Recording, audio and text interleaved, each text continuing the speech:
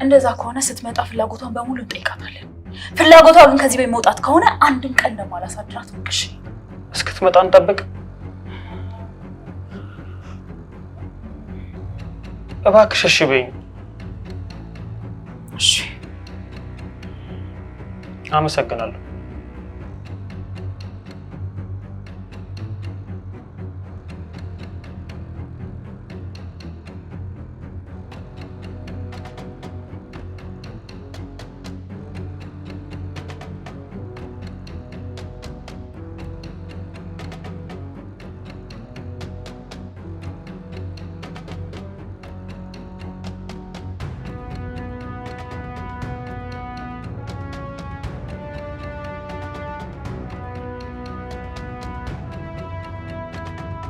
ህይወቴ ታውቂያለሽ አይደል ምን ያህል እንደምወድሽ?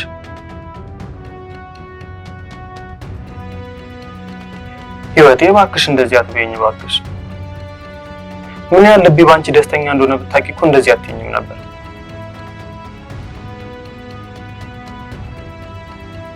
እማዬ ደግሞ ይሄን ታደርጋለች ብዬ አልጠበኩም።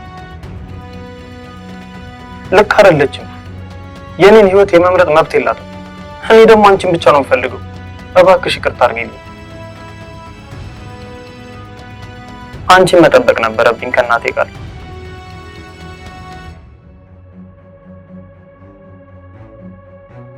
በጣም ወድሻለሁ ህይወቴ። እሺ በቃ ደህና ዋይ።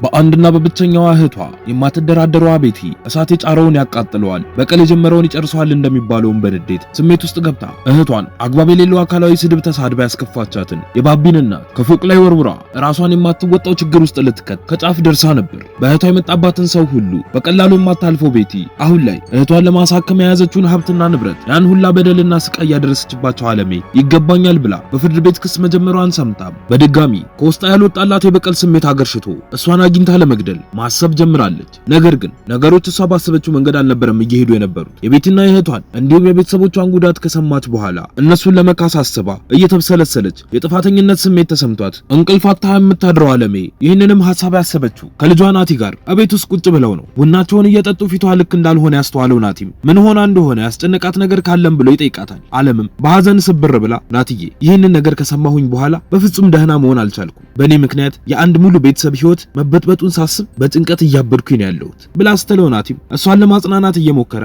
ኧረ ተይ እማዬ አንቺ እኮ በሰዓቱ ስለ ነገሩ ምንም የምታውቂው ነገር አልነበረም፣ ምንም አይነት ጥፋት የለብሽም እኮ ብሎ ሲላት እሷም ቢሆንም ግን በጭራሽ ራሴን ይቅር ማለት የምችል አይመስልኝም፣ አጥፍቻለሁ። እናም ቅጣቴ የሚሆነው አንድና አንድ ነገር ብቻ ነው፣ እሱም የቤቴን እህት ማሳከም። አሁን ገዛኸኝ ጋር ያለኝን ንብረት በሙሉ እጠይቀዋለሁ፣ ሀብት ክፍፍል ብዬም በፍርድ ቤት እከሰዋለሁ። ከዛ የማገኘውን ገንዘብ በሙሉ የቤቴን እህት አሳክምበታለሁ ብላ ስትለው ናቲም በድንጋጤ ይሄማ በፍጹም ሊሆን አይችልም እማዬ አንቺን ችግር ውስጥ ሊከትሽ ይችላል እኮ ብሎ ይላታል። እሷም በድፍረት ወስኛለሁ የኔ ልጅ የመጣው ይምጣ፣ እኔ ራሴን ይቅር የምለው የቤት እህት ድና ቆማ በእግሯ ስትሄድ ብቻ ነው ብላው በተቀመጠበት ተነስታ ጥላው ትሄዳለች። ናቲም እዛው በተቀመጠበት አባዬ አጠገቡ መጥቶ ተቀምጦ በጭንቀትና በሐሳብ መብሰልሰል ሲጀምር ናቲም ያስተውልና ምነው አባዬ በጣም የተጨነቅክ ትመስላል ብሎ ሲለው እሱም አዎ ልጄ አንድ ህልም አይቼ እኮ ስለዛ እያሰብኩኝ ነው፣ እሱን ተወውና አለሜ የለችም እንዴ ብሎ ሲጠይቀው ናቲም አለች፣ ግን አባዬ እማዬ በጣም እያስጨነቀችኝ ነው ያለችው፣ በዚሁ ሐሳቧ ከቀጠለች በቃ ደህና የምትሆንም አይመስለኝም። ከገዛኸኝ ገንዘቧን በሙሉ ልትጠይቀው ነው ያሰበችው፣ ከዛም የቤቴን እህት ልታሳክም። እስቲ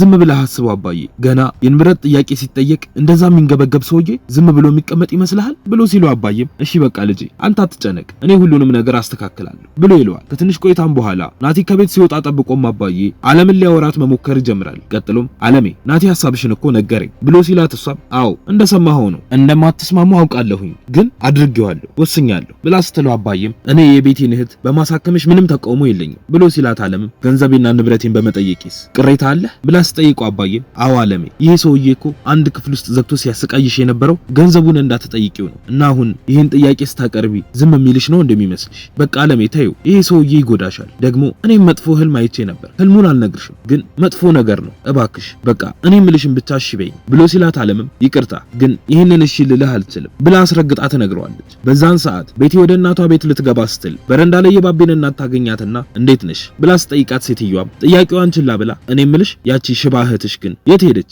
ሰሞኑን ልጅም ማረፈኩ ምንም በማያገባው ነገር ሽባ መንከባከብ ሆነ እኮ ስራው ብላ ስትላት ቤቲም በንዴት ለካ አንቺ ነሽ እህቴን ሽባ ብለሽ ሰድበሽ በጣም ያስከፋሻት ብላ ስትላት ሴትዮዋ እውነቱን እኮ ነው የነገርኳት ከአልጋ እንኳን እኮ መውረድ አትችልም ብላ ስትላት ቤቲም በንዴት ራሷን መቆጣጠር ተስኗት አንገቷን አንቃ ልትገላት መታገል ይጀምራሉ። በዛ መሃል ባቢም ይመጣና ቤቲን ገፍትሮ እናቱንም ማስለቅቆ በንዴት ምን እየሆንሽ ነው እናቴን ልትገያት ነው እንዴ ብሎ ሲጮህ እናትዮም አንተ ነሃ ይኸው አስገድለኝ ባለቤቱን ካልናቁ አጥሩን አይነቀንቁ የሚባለው ይሄ ነው ብላ ስትል ባቢም ቤቲ ምን እየሆንሽ ነው ቆይ እንዴት እናቴን ታንቂያታለሽ ብሎ ሲላት ቤቲም ገድያት ባለማግኘት ፈጣሪን አመስግን እሺ አንቺ ግን ክብር የለሽ ነሽ ቆይ አንቺ ላይ ሸክም አልሆነች ምን አገባሽና ነው እህቴን ሽባ ብለሽ የሰደብሻት ብላ ስትል ባቢም ደንግጦ ምን ብሎ ወደ እናቱ ጋር ሲዞር እሷም ስመለስ እዚህ እንዳላገኝሽ ብላ ዝታባት ጥላቸው ትሄዳለች። ከሰዓታት በኋላም አባዬ ቤት ውስጥ ተቀምጦ ባለበት ዓለም ከውጭ አንድ ወረቀት ይዛ ትመጣና አጠገቡ ትቀመጣለች። አባዬም አለሜ ምንድነው ያልሽው ወረቀት ብሎ ሲጠይቃት እሷ ይሄማ ገዛኸኝን የሀብት ክፍፍል እንድናደርግ ፍርድ ቤት የከሰስኩበት ወረቀት ነው ከዚህ በኋላ ከጠበቃዬ ጋር በመሆን ጉዳዩን ጨርሷል እናም ምንም አያደርገኝም አታስቡ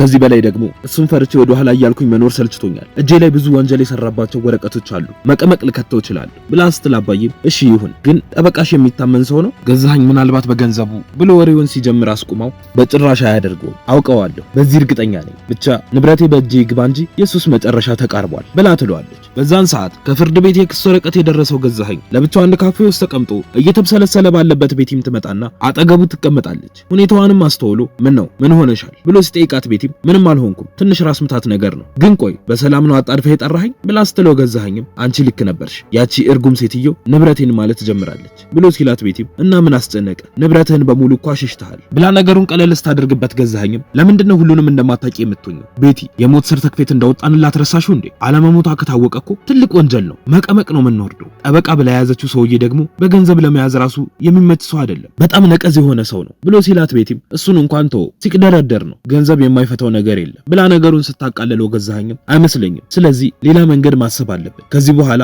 እሷን ወደ ሞት መላክ የማይታሰብ ነገር ነው የፖሊስን ትኩረት ወደኛ ማድረግ ነው የሚሆንብን ስለዚህ መንገዷን ማደናቀፍ መቻል አለብን በዚህ ልክ ከሄደች ብዙ ነገር ታሳጣናለች በቃ ከዚህ በኋላ ማንም ሰው ከፊቴ እንዲቆም አልፈልግም ብሎ ይላታል። ቤቲም ተነስታ ወደ ቤቷ መሄድ አረፍት ለማድረግ ጋደም ከማለቷ ትውትም ትመጣና ቤትዬ ምን ነው የተፈጠረ ችግር አለ እንዴ እንደዚህ በሐሳብ ጭልጥ ያልሽው እህትሽ ደህና ናት ብላ ስጠይቃት ቤቲም ደህና ናት ግን ያቺ ላንቺ ንጹህ የሆነች ሴት ምን እንዳለች ሰማሽልኛ ንብረቴን ብላ እኮ ጠየቀች እኔ በህይወት ስለተውኳት ግን እሷ ንብረት ምናምን አለች ግን ያላወቀችው ነገር ይሄ ንብረት የኔ መሆኑን ነው የእህቴ ማሳከቢያ ገንዘብ ነው አሁን ያንን ጥያቄ ደጋግማ የምታነሳ ከሆነ በህይወት እንደማትኖር ንገሪያት ብላት በነዴት ተነስታ ጥላ ስትወጣ ትሁትም ግራ ተጋብታ ቁጭ ብላ ማድረግ ያለባትንም ነገር አስባ ተነስታ ወደ አለሜ ጋር ትሄዳለች። እዛ እንደደረሰችም ሰላምታ ተለዋውጠው ትቀመጥና ማውራት ይጀምራሉ።